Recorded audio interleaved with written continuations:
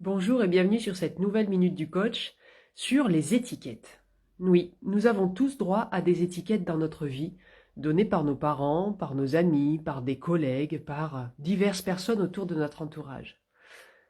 La semaine dernière, j'ai été interpellée adorablement par quelqu'un qui me suit depuis quelque temps et avec qui j'avais déjà échangé par message. Donc si tu te reconnais, bonjour et merci à toi. Et elle m'a interpellée sur une étiquette à laquelle je n'avais jamais pensé, et je ne sais même pas si elle est pour moi, le fait que peut-être j'étais HPI, au potentiel intellectuel, ou HQI, au quotient intellectuel. Et ça m'a fait travailler, ça m'a fait beaucoup travailler tout ce week-end sur les étiquettes, sur le fait que j'en avais décroché beaucoup pour pouvoir vivre de mes coachings, pour pouvoir être qui j'ai envie d'être. J'ai eu l'étiquette pendant des années d'enfant timide, très timide, jusqu'à aller jusqu'à l'étiquette d'enfant sauvage.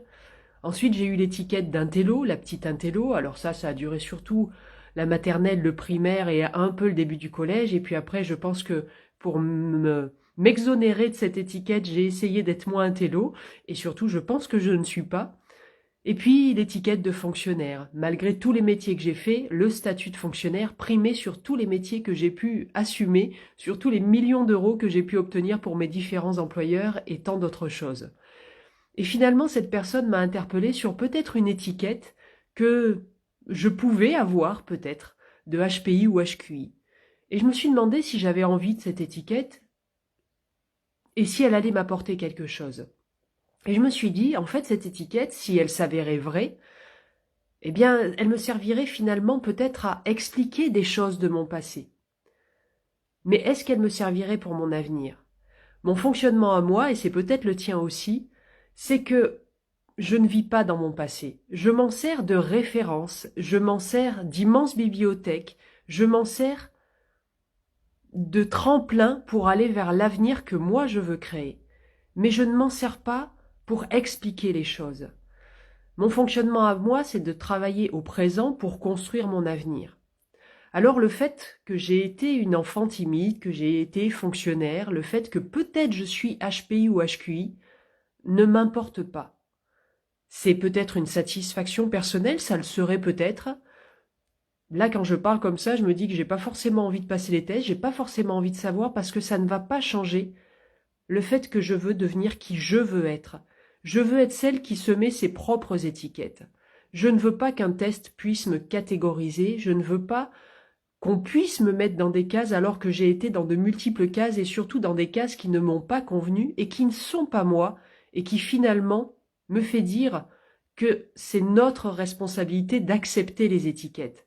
Alors maintenant, je peux le dire, grâce à tout le travail de développement personnel que j'ai fait, que je continue, grâce à toutes les personnes que j'accompagne et dont le principal objectif est justement de décoller les étiquettes de manque de confiance en elles pour pouvoir créer leur entreprise, pour pouvoir la développer à la hauteur de qui elles sont.